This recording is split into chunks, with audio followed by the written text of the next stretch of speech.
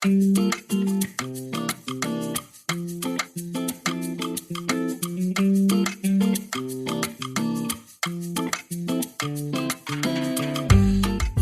unos cuantos meses grabé el primer ratico de ciencia. Esto fue de una manera algo espontánea en la cafetería de un hotel en Salamanca. Allí el científico Pepe Pérez nos dijo que en ciencia todo es interesante, si te lo explican bien. Es una reflexión obvia, evidente, pero al igual que otras reflexiones obvias y evidentes, hay que visitarla de vez en cuando. Si hay algún tema de la ciencia que a priori te interese y no te lo cuentan bien, busca otra fuente, porque quizá hay otra fórmula que a ti te funcione para mantenerte ese interés por ese tema. De todas las cosas interesantes de la ciencia, hay temas que resultan especialmente populares. Uno de ellos es el universo. Esto es algo muy evidente cuando uno, por ejemplo, mira los podcasts más escuchados o los temas de las revistas científicas más populares. Esto se puede deber a que hay algo de misterio en el universo. Es tan misterioso que hay cosas que no se entienden, que escapan a la razón humana. En el episodio 4 de Raticos de Ciencia nos decía el astrónomo chileno Mario Jamui algo así como que después del Big Bang, de la gran explosión, podemos más o menos entender y razonar sobre lo que pasó. Pero antes de esa gran explosión, no sabemos nada, no sabemos lo que pasó. Y ahí podría haber hueco para los creyentes en Dios. A la fascinación por el universo puede ayudar el hecho de que se vea en una noche estrellada. Nuestro invitado de hoy, Cayetano González, está fascinado por otra pregunta en la que la razón y el conocimiento humano se quedan cortos: el origen de la vida. Sobre este tema hay un experimento muy importante que lo realizó Miller en 1953. Miller, usando matraces y gases de una posible atmósfera primitiva, consiguió sintetizar moléculas orgánicas, entre ellas aminoácidos. Esto es algo fantástico, pero se queda corto, muy corto para explicar el origen de la vida. Por cierto, si alguien pasa por Colorado, estos matraces que utilizó Miller para los experimentos están en un museo en Denver. Cayetano González no puede quedarse mirando aminoácidos o moléculas de ARN como quien mira estrellas, pero no deja de preguntarse cómo coño o cómo cojones se originó la vida.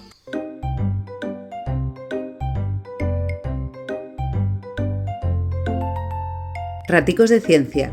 Conversaciones con científicos y científicas.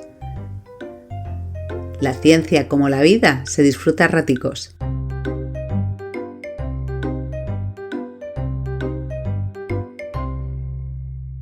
Cuando me reencarne, me dedicaré a estudiar el origen de la vida. Porque si hay una pregunta en biología hay muchas preguntas infinitas. Todas tienen un rango, ¿no? Todas se pueden asignar a un cierto rango de interés, ¿no? Y en mi modesta opinión, la pregunta de las preguntas es, para un biólogo, es ¿cómo se hace la vida? Uh-huh. Que creo que no tiene, seguro que habrá gente que piense de manera diferente, tienen todos mis respetos. En mi cabeza no cabe duda ninguna. Si hay algo excitante de resolver, excitante lo usamos mucho los científicos, mal traducido al español, es el exciting en inglés, que no es excitante en español, pero bueno. Yo puedo hablar, estoy encantado, puedo hablar durante horas del asunto.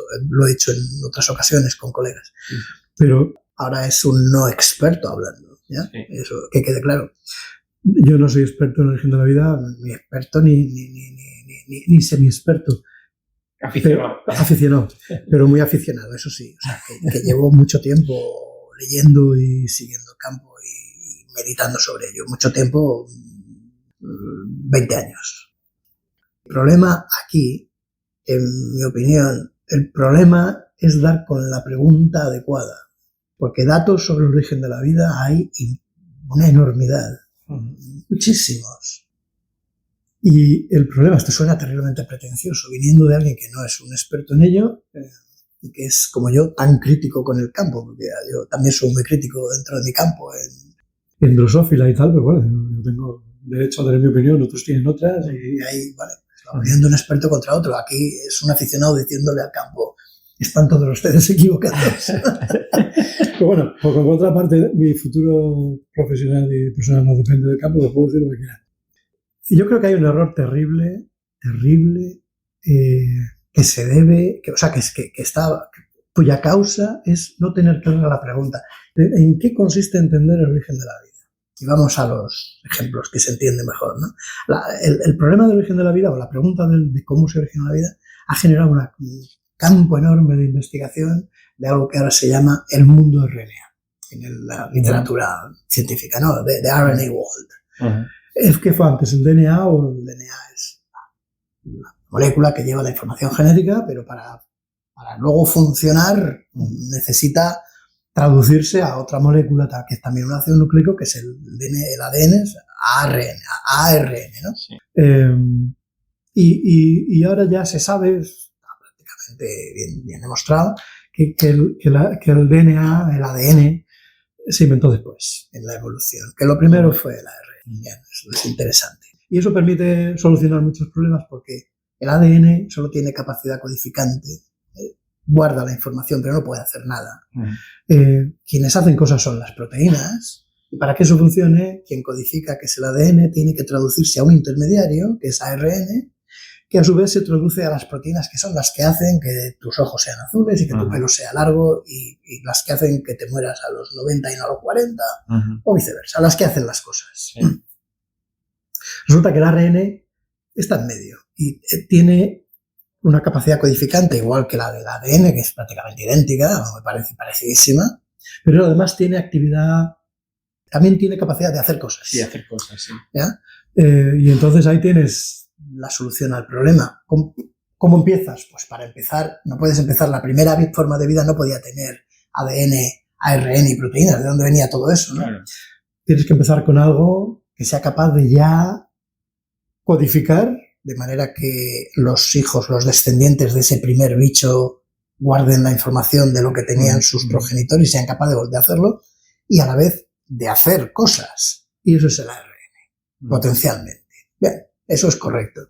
Y sobre eso se ha hecho un montón de investigación y se han aprendido la cantidad de biología y la calidad de la biología que se ha generado ahí es enorme. De ahí han salido conceptos como las ribocimas y como de RNAs que son capaces de hacer actividades bioquímicas similares a las que hacen otras proteínas, a las que hacen ciertas proteínas, etcétera, etcétera. El problema es que esto no resuelve en absoluto, ni mucho, ni poco, ni nada, el problema del huevo y la gallina, que es el origen de la vida. Una vez que ya tienes la molécula de RNA, sí, pero ¿de dónde viene la molécula de RNA? Que te lleva a la cuestión filosófica, no científica, de ¿a qué le llamas tú origen de la vida? Claro. Y esto es una lacra enorme en el campo del origen de la vida. Los artículos científicos que están dando datos científicamente súper valiosos y súper interesantes, la inmensa mayor parte de ellas son, lo voy a repetir, desde el punto de vista científico, de calidad extrema e interesantísimos por muchos conceptos, pero no por lo que se refiere a entender el origen de la vida. Perdona que sigan esto, déjame que añada un punto más. Cada 2 por 3 sale información en la prensa de que se ha encontrado en un meteorito, sí, bueno, en la molécula, no sé qué, que tal y cual. Vale, bien, esto es muy interesante. Antes de que vinieran los meteoritos, ya lo había hecho un señor que se llama Müller, en los años, creo que son los 50, ya demostró que se podían hacer compuestos orgánicos, que por definición son los compuestos químicos que solo hacen las formas vivas, se podían formar espontáneamente a partir de compuestos inorgánicos si se les daba una suficiente cantidad de energía, como por ejemplo un rayo. Así que en presencia de cosas muy simples como el dióxido de carbono y de agua y de una fuente de nitrógeno y tal, con una descarga eléctrica de un rayo se podía sintetizar urea, que es una forma que solo produce la vida, y bueno, esto es muy interesante desde el punto de vista de la química y desde el punto de vista de la bioquímica, pero a mí no me resuelve el problema del huevo y la gallina, de cómo consigo que de pronto se ensamble algo que ahora ya es capaz de reproducirse a sí mismo y copiarse, porque es un cambio cualitativo, ¿no? Sí. Todas estas observaciones de que se sintetizar no ya urea, sino cosas más complejas, pues son de máximo interés. Pero no resuelven el problema. Sí, se podría entender que químicamente el método ensayo-error, ¿no? Se puede sintetizar. Vale, está claro. Estas cosas demuestran que todos esos compuestos químicos podrían estar ya en una sopa primigenia que se llama en los libros del origen de la vida, de la que salió la vida. Vale, muy bien. Así es mucho más fácil que salga del agua del mar. Sí. Vale. Pero ¿cómo sale? ¿Pero cómo la haces? Pon todas las moléculas que quieras y todas las condiciones que quieras. Eso es química, ¿no? Eso es química. Exactamente. Y la biología no es química. No se puede entender la biología sin entender la química. No lo dudo. Pero la biología es un cambio cualitativo por encima de la química. Las formas vivas no son la suma de compuestos químicos. Son otra cosa. Y no digo ya todo esto que tiene mucha repercusión en la prensa porque es interesante. Yo no le quito el interés, ¿no? En cuanto a que es interesante, su interés no se duda. Lo que no es que dude, sino que niego completamente, es su relevancia para entender el origen de la vida. Que se haya encontrado ya una molécula súper compleja, una molécula orgánica complejísima. Imagínate que un día se encuentra, no ha sido caso, pero ya para exagerar, que un día se consigue un meteorito que lleva DNA. El colmo de los colmos, vale, muy bien. Bueno, pues esto demostrará, sería una evidencia bastante concluyente de que hay vida en otro planeta, sí. Pero ¿cómo se empezó la vida en ese planeta? Que tú puedes ir tan atrás como quieras, pero al final la pregunta es esta. Libros o contribuciones que vayan a la cuestión que estoy haciendo yo de olvídate de las circunstancias ambientales y defíneme a qué le llamamos origen de la vida. Esos son muy pocos, porque no es cómo se enfoca naturalmente. A verlos los hay. Sí, ahí, entonces entiendo que el cuello de botella está en que esa molécula de ARN que por serendipia química, digamos, es capaz de ensamblarse, luego pasa a ADN, que eso medio se podría entender un poquito porque, bueno, solo hay que cambiar un nucleótido, eso se entiende. Entonces ahí el punto está en cómo ese cambio de nucleótido que le lleva a ser DNA cómo empieza a replicarse. Porque para replicarse necesita una proteína, ¿no? Efectivamente. Es el huevo y la gallina. Así que, y todo eso ya te ha sido, en mi opinión, eso ya es muy tarde. Eso ya vivo, sí tiene. Eso es muy tarde. La cuestión está en el principio. Lo dijo alguien, no recuerdo a quién, en otra circunstancia. Lo difícil es explicar el primer paso. El resto no hay ningún problema. En biología hoy en día, gracias a los avances en biología molecular, evidentemente, pero sobre todo gracias al avance conceptual de la teoría de la evolución, tú dame algo que esté vivo y yo te doy un elefante. Eso no es ningún problema. El problema es de lo no vivo a lo vivo. Pero para eso habría que estudiar química y trabajar en química, fundamentalmente, ¿no? Bueno, ya, yo creo que no. Ahí está la cuestión, ¿no? No, esto se puede hacer, digamos, vamos a hacerlo por reducción al absurdo. Yo creo que es una manera muy buena de demostrar esto que yo estoy intentando decir. Me estás diciendo, la propuesta es, necesitamos entender la química para ser capaces de elaborar una teoría. Bueno, vamos a hacerlo de otra manera. Elige tú las condiciones químicas que tú quieres. Hoy sabemos que las condiciones del origen de la vida en la Tierra no había oxígeno. El oxígeno es biótico, es de origen, lo han producido los seres vivos, las plantas. Cuando se formó la vida en la Tierra, ya sabemos con seguridad que las condiciones eran reductoras, no oxidantes, a lo contrario de oxidantes. Así que, si queremos entender el origen de la vida, tenemos que elaborar un modelo que sea compatible con condiciones reductoras. No podemos decir, necesitamos oxígeno porque la atmósfera no tenía oxígeno. Bueno, y entonces esto, claro, complica la cosa, porque yo tenía una buena teoría, pero no me vale porque no había... Bueno, pues no importa, dime la tuya, ponle oxígeno si quieres, ponle lo que tú quieras. Esta es la reducción al absurdo. Necesitamos investigar para saber qué condiciones, exactamente las condiciones que había, qué tipo de moléculas, en qué concentración estaba cada una, tal. Yo te doy las que tú quieras. ¿Cuál es? ¿Lo quieres oxidante? Te lo doy oxidante. Si lo quieres reductor, te lo doy. ¿Quieres que haya mucha urea o poca urea? Lo tienes. Te doy lo que tú quieras. Si quieres, te doy incluso moléculas de DNA sueltas por el medio, por la sopa primigenia. Y ahora explícame cómo se forma la primera forma de vida. Que nadie es capaz de responder a esta pregunta. Sí. De manera, yo creo que eso demuestra, por reducción al absurdo, que el problema fundamental no es seguir investigando en cuáles eran las condiciones en aquel entonces, que es muy importante. Si dependiera de mí, yo pondría dinero en ello. Eso es no le quito ni un ápice de interés. Pero eso no nos va a resolver el problema Y yo creo que entra en el campo de lo filosófico, no es exactamente filosófico, pero entra en el territorio kantiano. Esto yo creo que es de la razón pura. Tú tienes que exactamente qué es lo que nos estamos preguntando aquí. Nadie es capaz de decir, bueno, yo para cualificar algo como forma viva necesito que haga esto y con esto ya me vale. Esto nos lleva a la historia famosa, yo creo, entre los científicos, desde luego, del problema terrible no solucionado de definir la vida. No hay tal definición, no existe. Me suena que hay algún centro por ahí internacional, ¿no?, centrado solo en esto, ¿no?, en el origen de la vida. Bueno, aquí en España está el Centro de Astrobiología. Está Astrobiología, donde hay gente trabajando en el origen de la vida. En España hay algunos grupos, hay un grupo en la UPF, físico, que ha hecho cosas ha hecho trabajos conceptuales sobre el origen de la vida.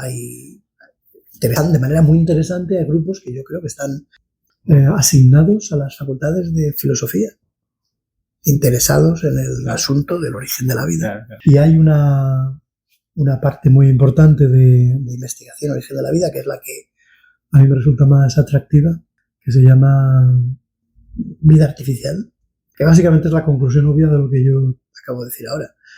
Esencialmente lo que esta gente, ese campo del origen de la vida se propone, pretende, es decir, vamos a intentar diseñar formas vivas sin condiciones a priori, sin limitaciones a priori, quiero decir.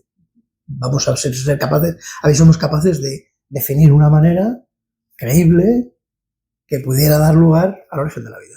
Aunque, esto es un punto importante, aunque esa manera no fuera la que ocurrió y la que dio lugar en la Tierra al origen de la vida, aunque fuera otra diferente. O sea, la cosa ya es tan laxa como eso, dame cualquier cosa, aunque no sea la que ocurrió en la Tierra. Y incluso sin esa limitación, todavía nadie ha venido con una cantidad de propuestas, ¿no?, pero ninguna que sostenga la crítica seria, ¿no? Uh-huh. Diciendo que si pasa esto que es creíble y pasa aquello que también es creíble y se da no sé qué circunstancia que también es creíble, aunque sea muy poco probable, las tres son creíbles, el resultado sería un tipo de vida que todos admitiríamos como un tipo de vida. Eso nadie lo ha hecho. Bueno, pues estamos haciendo aquí un pupurri de temas. Total. No, culpa tuya, ¿eh? Y me gustaría hablar un poco de Cayetano González persona, porque bueno, hemos hablado de la importancia de invertir en ciencia, hemos hablado no lo suficiente. No lo suficiente, te buscaré para próximos programas. Hemos hablado de ciencia en drosófila, en la mosca de la fruta y en tumores, hemos hablado del origen de la vida. Y bueno, ya te digo, me gustaría, un poco la idea también de estas charlas es acercar un poco el científico como persona, ¿no?, a la gente que escuche esto. Entonces, para esto voy a empezar contando una anécdota, que es que tú estuviste en mi tribunal de tesis. Y bueno, yo hice la tesis en Alicante, tú volabas de Alemania. Y para empezar, empezamos un poco mal porque creo que se me olvidó ir a recogerte al aeropuerto. Absolutamente, totalmente. Bueno, yo soy de naturaleza muy despistado, pero ese día imagino que estaría 100.000 cosas y tal. Y cuando me dijiste, pero tú no venías a recogerme al aeropuerto, dije, hostia, pues es verdad. Y bueno, ahí empezamos un poco regular, pero a lo que iba es que una cosa que causó un poco de revuelo en mi familia, y es que cuando tú llegas al tribunal y te pones ahí en el salón de actos, venía en pantalón corto.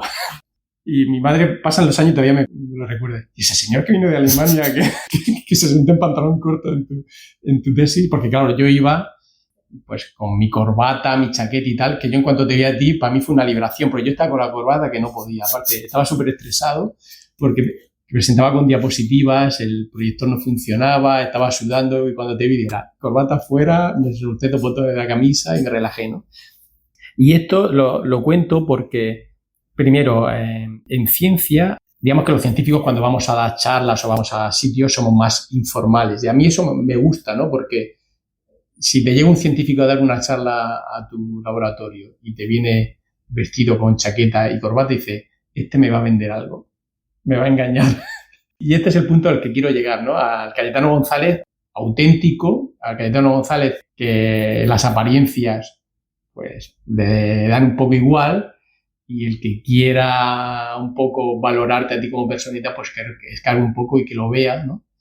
Y eso va un poco ligado también con el hecho de que veo que no tiene ninguna red social, no aparece ni en Twitter, Instagram, ni nada, que te importa un pimiento lo que la gente pueda pensar de ti, gente fuera, digamos, más allá de tu círculo, obviamente, de profesionalidad. Coméntame un poco de eso. ¿Nunca te ha llamado la atención de estar en redes sociales? Ni lo más mínimo.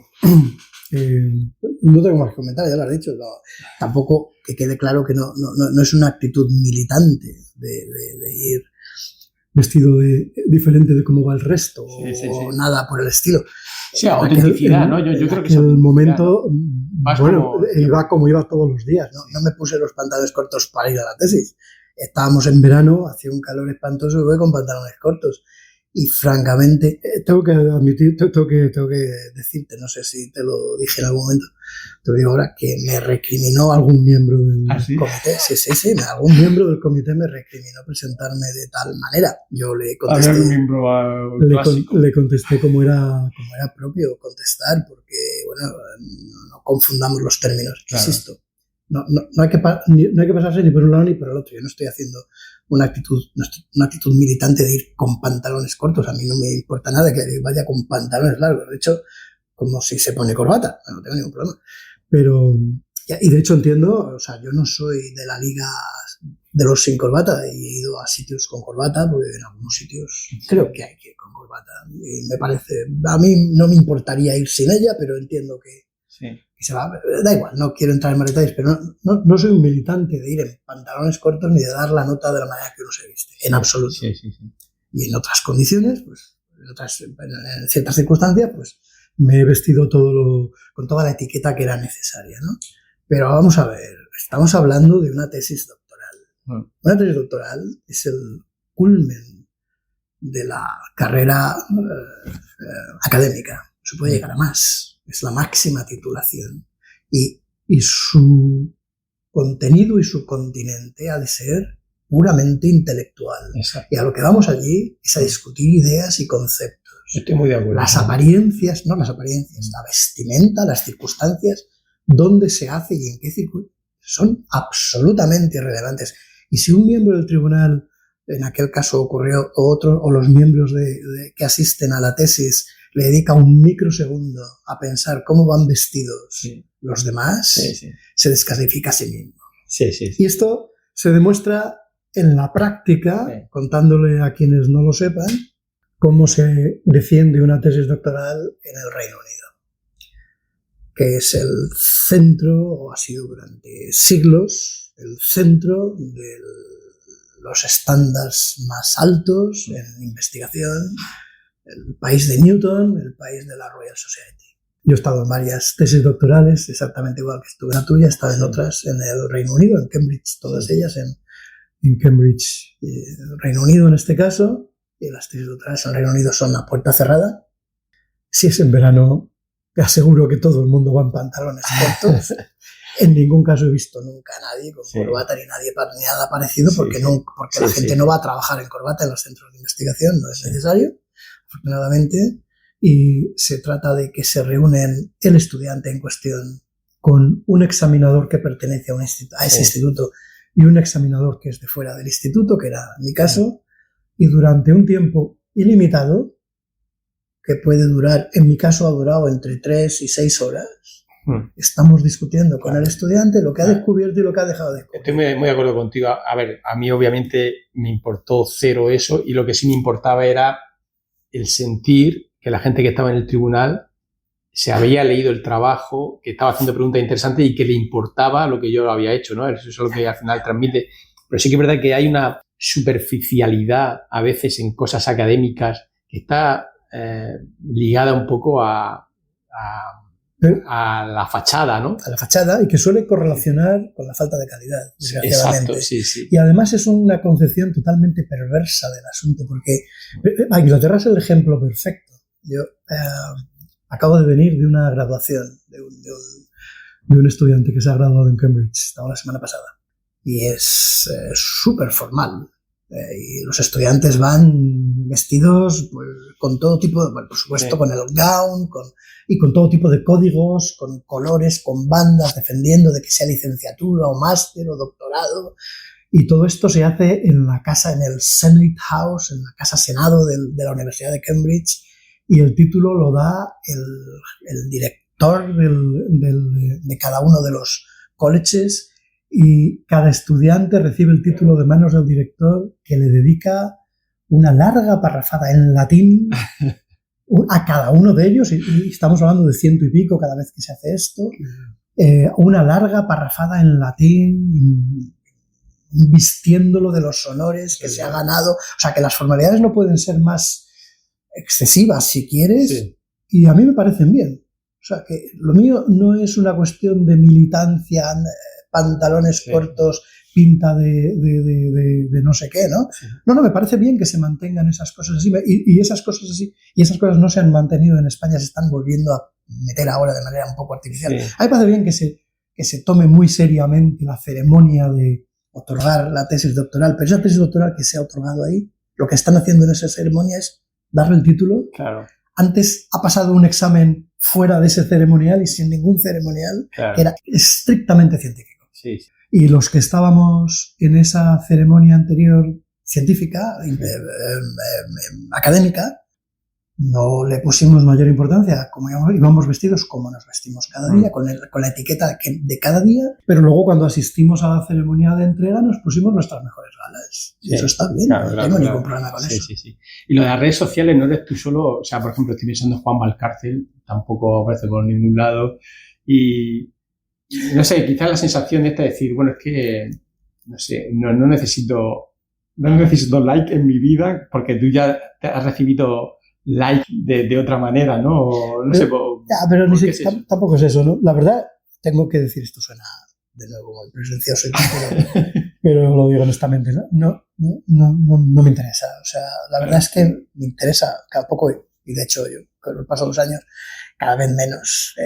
Lo que me interesa de una manera quizás excesiva, lo que pienso yo de mí mismo. Eso me trato muy mal. Y con eso ya tengo bastante. Me trato muy mal, pero bueno, también no es que sea infeliz en absoluto. Yo tengo, digamos que para decirlo bien dicho, digamos que yo creo que soy suficientemente crítico con mí mismo, suficientemente crítico conmigo mismo, y con esto ya yo soy feliz cuando me critico y cuando me doy una palmadita en la espalda. Yo con esto tengo bastante. Y luego, oye, me estoy encantado si alguien me ha echado flores, yo encantado de la vida, ¿no? Sí. Y me afecta, claro, si oigo que alguien me critica. No soy inmuno a eso, pero la verdad es que no me afecta especialmente. Y luego yo además es que tengo una opinión terriblemente negativa sobre estas actividades que tengo que cualificar. Yo tengo colegas a los que conozco bien y respeto mucho, como tú, por ejemplo, que sé que sois muy activos en eso, y por lo tanto no estoy en ningún caso hecho la raya de, bueno, estos son los que tienen actividades. Sí. Soy muy conozco desde hace muchos años y sigo interaccionando mucho con él intelectualmente, a Alfonso Martínez Arias, líder indiscutible en la biología del desarrollo, a quien tengo discusiones frecuentes, muy interesantísimas, y él es de mi misma generación. Tú eres más joven, pero es de mi misma generación, y en contra a diferencia marcada de mí, es activísimo en Twitter, súper activo, muy activo. Por lo que me cuentan, yo no lo he visto, pero me consta que es... me suena. Así que no estoy haciendo ninguna diferencia, que yo no tengo tiempo para eso. Y además, es que la verdad es que no tengo tiempo, dicho sea de paso.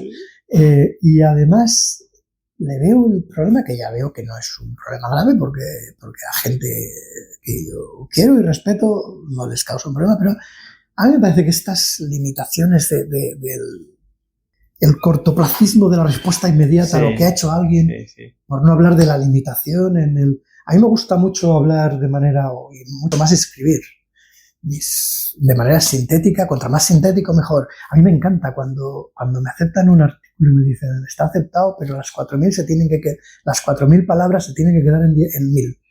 Que a mis colegas, a todos ellos les mata. A mí me encanta. Me encanta borrar mis propias frases y decir, todo esto se podía haber dicho con la quinta. Me encanta cuando doy con, uy, mira, toda esta frase era dispensable. Sí. Y todo esto que eran 7 líneas se queda en una y dice lo mismo. Me encanta hacer eso. O sea, que no es que tenga problema con eso. Pero hacerlo de manera, o sea, tener la limitación de no poder extenderlo, las limitaciones de Twitter, este tipo de cosas, los mensajes cortos y al punto. Sí. Yo creo que hay, en fin, sería demasiado largo entrar en este detalle. Pero sí, no, yo creo que las redes sociales es una bestia que nos ha pillado en los últimos 4 o 5 años a todos. A algunos le ha pasado por encima, otros consiguen domarla y otros directamente pues lo ven desde la barrera. Yo creo que estoy en la fase todavía de intentar domar eso, porque sí que le veo un punto de interés. A ver, Juan o tú sois personas muy consolidadas, muy conocidas y demás. Mi sensación es que a mí me conoce un poquito más gente. Digamos que no he llegado a mi nivel de saturación de que me conozca gente, y eso sí que me ha dado opciones. Por ejemplo, me han invitado a sitios que quizá no me hubieran invitado por eso. Pero sí que es verdad que a veces veo que se me va a decir, ¿para qué pongo yo esta cosa? Pero tienes toda la razón. Déjame que haga un punto muy importante. Sí. Si yo estuviera empezando mi laboratorio ahora, sí, estaría en Twitter. No te quepa ningún lado. Sí. No solo en Twitter, sino en otros que yo ya es que ni conozco. En el IRB hay 3 o 4 jefes de grupo nuevos, sí, junior, group leaders, todos ellos están en Twitter y en no sé qué otras cosas que también están, que ya no sé ni cómo se llaman. Porque a veces decimos, bueno, esto lo podríamos hacer por aquí, que yo no estoy, pero no, es mucho mejor esto otro, ya no sé ni de qué me están hablando. Sí. Pero si yo estuviera empezando en el laboratorio lo haría. Sabría de qué me estaban hablando y yo mismo estaría... O sea, hoy en día sí, yo aprecio perfectamente que no se puede vivir sin ello. Sí. ¿Okay? Yo he llegado a la conclusión de que yo me puedo permitir ese lujo y me lo he cogido. A lo mejor todo iría mucho mejor si lo hiciera, pero creo que no me compensa. Sí que es verdad que yo sí que siento que mes a mes o año a año cada vez lo manejas, como digo, esa fiera mejor, ¿no? Es un caballo de bocado y poco a poco lo vas controlando, y si estás desaparecido un tiempo no pasa nada, le das al like la relevancia que le tienes que dar y punto, ¿no? Pero es verdad que es una bestia porque te puede consumir mucho tiempo y sobre todo descentrarte. Lo peor es descentrarte, porque tú al principio también es inevitable entrar en una discusión, por ejemplo, ¿no? Y tú discutes, pones, pues, yo qué sé, con buenas palabras, eso que has dicho, una tonta, y tú lo pones, pero tú eso te lo llevas y estás todo el día diciendo, hostia, es que le he dicho esto y no tenía que haber dicho otro. Y yo de eso sí que ya me he desprendido totalmente, pero al principio eso hay que saber controlarlo. Yeah. Y además, yo es que no creo, igual me equivoco, pero yo no creo que esto sea una buena política. O sea, yo no creo que estas discusiones científicas, yo no creo mucho en ese valor. Eso es una cosa histórica, yo que sé, hace siglos, donde había la actividad epistolar y los científicos discutían, uno se escribía al otro porque todo esto que había salido en un libro. Claro, estamos hablando de hace 100, 200 años, cuando las cosas eran muy lentas y es otro mundo, eso era otro universo, ¿no? En el universo actual uno hace un trabajo, lo publica y ya está en internet, es de acceso de todo el mundo. A ti ese trabajo no te gusta, tú ves algo débil ahí, algo que está completamente equivocado, hazlo, demuéstralo, públicalo. Y no nos hablamos por internet o por cartas, nos hablamos con nuestros artículos. Sí, tú has dicho esto, aquí están los datos, yo digo esto otro, aquí están los datos. Sí. Ahora yo acabo de publicar esto ahora, salen críticas por todas partes, a mí no me ha pasado, pero conozco colegas a los que de hecho conozco a algún colega, no voy a citarlo, al que le pasó de una manera brutal y salvaje, o sea, fue salvaje y brutal lo que le hicieron. Por las redes, dices. No. En la base de... Por las redes, por supuesto, ¿no? Pero a nivel de artículo, un artículo publicado hace muchos años, fue muy criticado brutalmente y llevado al punto de criticar también a la persona y a su capacidad científica, etcétera, etcétera, etcétera. Han pasado 20 años y esta persona está muy arriba en el campo y está muy establecida y está muy reivindicada, porque lo que faltaba era más trabajo y más investigación y más información para ver que en realidad lo que él decía estaba un poco... Era difícil de entender en aquellos momentos, pero era correcto. Sí. Y todo eso se ha ido arreglando a fuerza de trabajos que han ido saliendo después y de artículos que han ido saliendo. No en función de que alguien más o menos witty, alguien con mucha labia, sea capaz de en 4 palabras ponerte un aguijón o y que otro venga otro que sea menos hábil y no sea capaz de argumentar tan bien. Estamos hablando de cosas complejas, de conceptos difíciles de seguir. Queremos creer que lo que hacemos está en el límite del conocimiento y por lo tanto por definición ha de ser complejo. Y esto no se resuelve ni en 20 ni en 200 caracteres. Eso que dices es muy importante, porque yo creo que el reconocimiento de verdad, el like, digamos, que ayuda... Es dentro de 20 años. Es a largo plazo, que se cocina a fuego lento y es el que a ti en realidad te ayuda a crecer como persona. Totalmente. A darte autoconfianza, a decir, bueno, en mi campo, en mi entorno me reconocen y por pequeños detalles, y eso es lo que te ayuda a crecer. Digamos que un corazoncito que te da alguien mientras se está haciendo caca y tal, es algo, primero que no es real y que no sirve. Y en eso tiene mucha razón. Bueno, esto se nos está haciendo muy largo, no sé ni qué hora llevamos, pero tenemos una charla ahora. Sí, ¿Qué hora es? Son -5. -5. Pues lo vamos a dejar, posiblemente lo corte en 2 y posiblemente te vuelva a liar dentro de un tiempo porque me quedan muchas cosas por hablar. No hemos hablado de todos tus hobbies, de tus viajes y demás. Así que igual dentro de unos meses aprovecho otra visita aquí al IRB y charlamos otro ratito. Encantado. Un placer, cuando quieras. Muchas gracias, maestro.